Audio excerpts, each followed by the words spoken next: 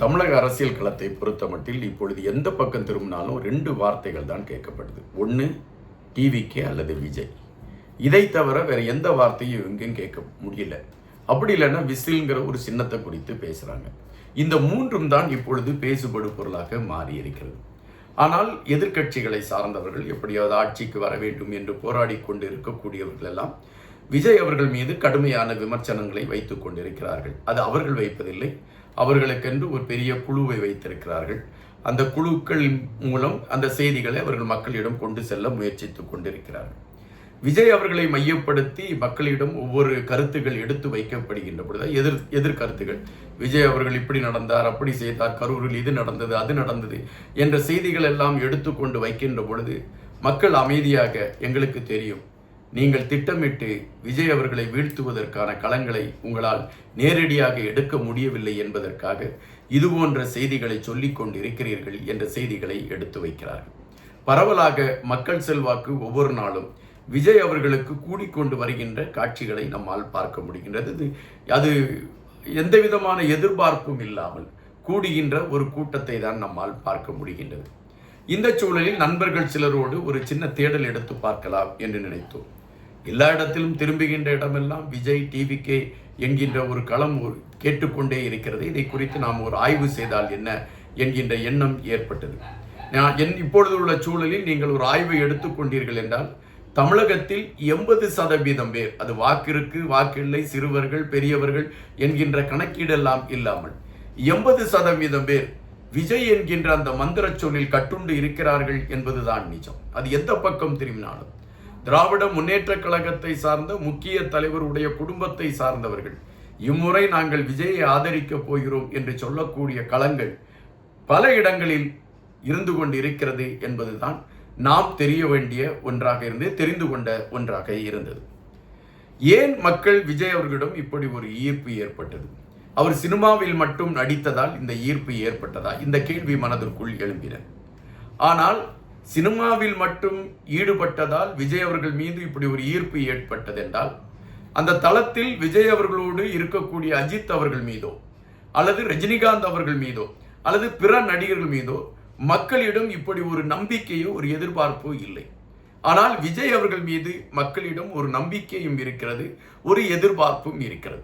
இந்த நம்பிக்கையும் எதிர்பார்ப்பும் எப்படி வந்தது என்கின்ற பொழுதுதான் அது நாம் சற்று நகர்ந்து ஒரு 15-20 ஆண்டுகளுக்கு முன்பு நகர்ந்து செல்ல வேண்டியதாக இருக்கின்றது. அதாவது விஜய் அவர்கள் தன்னுடைய அந்த மன்றத்தை நற்பணி மன்றமாக தன்னுடைய மன்றத்தை ஆரம்பிக்கின்றார். அது நற்பணி மன்றமாக ஆரம்பிக்கின்ற அந்த சூழலில் அந்த மன்றத்துக்கென்று சில கட்டுப்பாடுகளை அவர் விதிக்கின்றார்.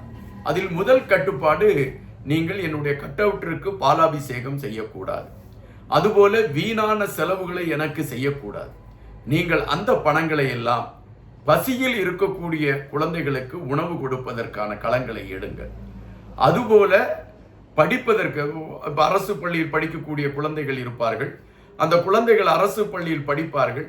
ஆனால் அவர்களுக்கு அந்த பாடத்தில் இருக்கக்கூடிய சந்தேகங்களை தீர்த்து கொள்வதற்கு அவர்களுக்கு ஒரு களம் தேவைப்படுகிறது. அப்படி என்றால் நாம் ஏதாவது அவர்களுக்கு பயிற்சி வகுப்பு நடத்த வேண்டும். இந்த பயிற்சி வகுப்பு நடத்த வேண்டும் என்றால் அவர்களால் அந்த பயிற்சி வகுப்புக்கு போவதற்கு எங்காவது சென்றார்கள் என்றால் அங்கு பணம் கேட்பார்கள். எனவே இலவசமான பயிற்சி வகுப்புகள் நடத்தப்பட வேண்டும், அதற்கான களங்களை எடுங்கள் என்று குறிப்பிடுகிறார்கள். விஜய் அவர்கள் தன்னுடைய ரசிகர் மன்றத்திற்கு, அதாவது நற்பணி மன்றத்திற்கு இதை குறிப்பிடுகின்ற. அதன் பின்புதான் அது மக்கள் இயக்கமாக உருவருகிறது. விஜய் அவர்கள் சொல்லிவிட்டார் என்கின்ற அந்த நிலைப்பாட்டில் அவருடைய நற்பணி மன்றத்தை சார்ந்தவர்கள் கிராமமாக இந்த படிப்பகங்களையும் இந்த பயிற்சியகங்களையும் அதுபோல உணவகங்களையும் அவர்கள் உருவாக்குகிறார்கள். அதுபோல இந்த படிக்க வருகின்ற பயிற்சிக்கு வருகின்ற குழந்தைகள் அந்த மாலை நேரத்தில் பசியாக இருக்கக்கூடாது என்பதற்காக அவர்களுக்கு உணவுகளும் வழங்கப்படுகின்ற ஒரு களம் எடுக்கப்படுகிறது. இது ஒரு 2 வருடம் செய்தார்கள், 3 வருடம் செய்தார்கள் என்பது கணக்கல்ல. இது ஒட்டுமொத்தமாக 22 வருடங்கள் செய்யப்பட்டிருக்கிறது. அதன் பின்பு மக்கள் இயக்கமாக மாறுகிறது. மக்கள் இயக்கமாக மாறுகின்ற பொழுது அதற்கான களங்கள் உருவாக்கப்படுகின்ற பொழுது அந்த மக்கள் இயக்கம் எந்த கட்டுப்பாடோடு செல்ல வேண்டும் என்கின்ற வரமுறைகள் வகுக்கப்படுகிறது. அப்படி அவைகள் வகுக்கப்பட்ட பொழுது அந்த களங்கள் உருவாக்கப்பட்ட பொழுது அது தமிழர்கள் நலம் சார்ந்ததாக இருக்க வேண்டும் என்கின்ற நிலைப்பாடு எடுத்து வைக்கப்பட்டிருக்கிறது. அப்படித்தான் 2008ஆம் ஆண்டு ஜூன் மாதம் 25ஆம் தேதி உழைத்திடு உயர்ந்திடு உன்னால் முடியும் என்கின்ற தத்துவத்தோடு அந்த மக்கள் இயக்கம் களத்திலே இறங்குகிறது. அப்படி இறங்குகின்ற அந்த மக்கள் இயக்கம் இதை ஒரு தத்துவ பாடலாக கையில் எடுத்துக்கொண்டு பயணிக்க ஆரம்பிக்கின்றார்கள். 2009ஆம் ஆண்டு இலங்கையிலே தமிழர்கள் அழிக்கப்படுகின்றார்கள்.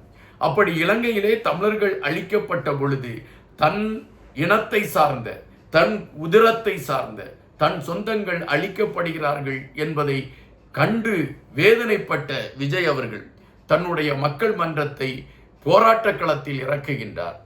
அதாவது இலங்கையில் இருக்கக்கூடிய தமிழர்களுக்கு ஆதரவு தெரிவித்து அவர்கள் உண்ணா நோன்பை மேற்கொள்ளக்கூடிய களங்கள் ஏற்பட்டது. அதுதான் அரசியல் சார்ந்த களத்தை நோக்கி மக்கள் இயக்கத்தை நகர்த்துவதற்கான ஒரு களமாக அது மாறியது. அதன் பின்பு தொடர்ச்சியாக பல போராட்டங்கள், அண்ணா ஹசாரே அவர்கள் ஊழலுக்கு எதிராக போராட்டம் நடத்திய பொழுது விஜய் அவர்கள் அண்ணா ஹசாரே அவர்களை சந்தித்து, தமிழனாக உங்களோடு நான் இந்த போராட்ட களத்தில் உங்களுக்கு ஆதரவு தெரிவிப்பதில் மகிழ்வு கொள்கிறேன் என்று தெரிவிக்கக்கூடிய ஒரு களத்தை எடுத்துக்கொண்டு அவர் பயணித்த களங்கள் இருந்தன.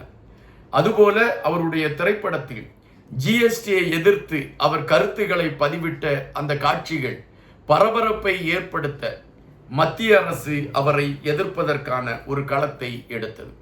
இந்த சூழலில் புதுக்கோட்டை ஐயனார் திடலில் விஜய் அவர்களுடைய மக்கள் இயக்கத்தின் சார்பில் நடத்தப்பட்ட அந்த விழாவில் விஜய் அவர்கள் பல நலத்திட்ட உதவிகளை வாரி வழங்குகின்றார். அதாவது ஏழை எளிய மக்களுக்கு கல்வி சார்ந்த விடயங்கள், பாதிக்கப்பட்டவர்களுக்கு, அதாவது விதவை பெண்கள், கைம்பெண்கள், வாழ்க்கையில எல்லாவற்றையும் இழந்து கொண்டு இருக்கக்கூடிய பெண்களுக்கு அவர்கள் வாழ்வியலை உருவாக்கக்கூடிய களங்கள், இவைகள் அனைத்தையும் முன்னிலைப்படுத்தி அவர்களுக்கு தேவையான பொருட்கள் விஜய் அவர்களுடைய மக்கள் இயக்கத்தின் சார்பில் கொடுக்கப்படுகிறது. இந்த கூட்டத்தில் தான் செய்தியாளர்கள் விஜய் அவர்களிடம் ஒரு கேள்வியை கேட்கிறார்கள். அரசியலில் நீங்கள் இறங்குவதற்கு களம் அமைத்துக் கொண்டிருக்கிறீர்களா என்ற கேள்வி கேட்கப்படுகின்றது. அதற்கு விஜய் அவர்கள் மிக தெளிவாக குறிப்பிட்டார். சினிமா துறைக்கு நான் வருகின்ற பொழுது என்னுடைய தந்தையிடம் போய் சொன்னேன், நான் சினிமாவில் நடிக்க வேண்டும் என்று. அவர் உடனடியாக சொன்னால் அதற்கு நீ உன்னை ஆயத்தப்படுத்திக் கொள்ள வேண்டும் என்று. எனவே 6 மாதங்கள் எனக்கு பயிற்சி கொடுக்கப்பட்டது. அதன் பின்புதான் நான் என்னுடைய முதல் படத்தில் நடிப்பதற்கான வாய்ப்பு எனக்கு கிடைத்தது. எனக்கு கிடைத்த வாய்ப்பை என்னுடைய தந்தை ஒத்தையடி பாதை எனக்கு போட்டு கொடுத்தார். அதை தார்ச்சாலையாக மாற்றி, அதன் பின்பு பெரிய சாலையாக மாற்றி, அதை 6 வழி சாலையாக மாற்றி என்னுடைய பயணத்தை வெற்றி பயணமாக உருவாக்கி கொண்டதில் என்னுடைய முயற்சியும் நான் கற்றுக்கொண்ட பாடங்களும் அமைந்திருந்தது என்று குறிப்பிட்டார். நீங்கள் இப்பொழுது கேட்கின்றீர்கள், நான் அரசியல் களத்திற்காக இந்த மக்கள் இயக்கத்தை மையப்படுத்திய களத்தை நோக்கி நகர்கிறேன் என்று நீங்கள் கேட்கலாம். நான் அரசியலுக்குள் வர வேண்டும் என்றால் முதலில் அரசியலை குறித்து தெளிவாக கற்று உணர்ந்த பின்புதான் நான் அரசியலுக்குள் வருவேன் என்று விஜய் அவர்கள் தெரிவிக்கின்றார். அப்படி என்றால் அப்பொழுதிலிருந்தே விஜய் அவர்கள் அரசியல் களம் என்ன என்பதை மையப்படுத்திய ஒரு தேடல், அவர் அதை கற்றுணர்ந்து வர வேண்டும் என்கின்ற களத்தை எடுத்துக்கொண்டு செல்லக்கூடிய ஒரு தேடலை எடுத்துவிட்டார் என்பது நமக்கு தெரிகின்றது. எனவே சுமார் 20 ஆண்டுகள் மக்கள் களத்தில் தன்னுடைய இயக்கத்தை சார்ந்தவர்களை இறக்கிவிட்டு மக்களோடு மக்களாக நின்று மக்கள் பற்ற இன்னல்களில் பாதிக்கப்பட்ட பொழுது, கொரோனாவில் பாதிக்கப்பட்ட பொழுது, புயலில் பாதிக்கப்பட்ட பொழுது, இயற்கை சீற்றங்களில் பாதிக்கப்பட்ட பொழுது அவர்களோடு களத்தில் நின்று அவர்களுக்கு தேவையான அனைத்து விடயங்களையும் செய்து கொடுத்து அரசியல் களத்தை அங்கிருந்தே உருவாக்கிய விஜய் அவர்களுக்கு அரசியல் தெரியாது என்கின்ற கணக்கீட்டில் இப்பொழுதுள்ள இந்த எதிர்க்கட்சியை சார்ந்தவர்கள் கருத்துக்களை பதிவிட்டு கொண்டிருக்கின்றார்கள். ஆனால் மக்கள் அப்பொழுதிலிருந்தே விஜய் அவர்களை பார்த்து கொண்டு இருந்த காரணத்தினால்தான் 169 பேர்களை உள்ளாட்சி தேர்தலில் இறக்கி விட்ட பொழுது 128 பேரை தேர்ந்தெடுத்ததும் 12 உள்ளாட்சி தலைவர்களை தேர்ந்தெடுத்ததும் களத்தை மாற்றி காட்டினார்கள் என்றால் விஜய் அவர்கள் மீது மக்களுக்கு அப்பொழுதே நம்பிக்கை உருவாகிவிட்டது என்பதுதான் களம். இன்று தமிழகத்தில் அனைத்து வீதிகளிலும், அனைத்து வீடுகளிலும், அனைத்து தெருக்களிலும், அனைத்து நகரங்களிலும், அனைத்து பெரிய பெரிய இடங்களிலும் விஜய் டிவிகே என்ற குரல் ஒலிக்க தொடங்கி இருக்கின்றது என்றால் இந்த 2 வருடத்தில் இது விதைக்கப்பட்டதல்ல. 22 வருடமாக விஜய் அவர்களுடைய கடின உழைப்பு இந்த 2 வருடத்தில் அது மக்கள் களமாக மாறி இருக்கிறது. மக்களிடம் அது சென்று சேர்க்கக்கூடிய ஒரு களத்தை நோக்கி மாறி இருக்கிறது. அதைத்தான் 2026 விஜய் என்கின்ற மந்திர சொல்லை கோட்டைக்கு கொண்டு செல்லக்கூடிய களத்தை நோக்கி நகர்த்திருக்கிறது என்பதை நாம் இங்கு பார்க்க வேண்டியதாக இருக்கின்றது. விஜய் அவர்களுடைய அந்த சாதனை பக்கங்களை பார்க்காமல் அல்லது விஜய் அவர்களுடைய மக்களோடு மக்களாக பயணிக்கக்கூடிய பக்கங்களை பார்க்காமல் ஆட்சியில் இருந்தவர்களும் ஆட்சியை விட்டு ஓடியவர்களும் எப்படியாவது விஜய் அவர்களை வீழ்த்தி விடலாம் என்கின்ற கணக்கிட்டு அவர்கள் எடுத்துக்கொண்டிருக்கக்கூடிய காய் நகர்த்துகள் தோல்வியை சந்தித்துக் கொண்டிருக்கக்கூடிய களமும் 80% மேற்பட்ட மக்கள் விஜய் அவர்களை ஆதரித்து பயணிக்கக்கூடிய களமாக மாறிக்கொண்டிருக்கக்கூடிய நிகழ்வும் விஜய் அவர்கள் மக்களுக்காக நின்ற களப்பணியில் கிட்டிய பரிசு என்பதாகத்தான் நாம் சென்ற இடங்களில் ஆராய்ந்த பதில்களாக இருக்கின்றது. நன்றியுடன் இன்பா.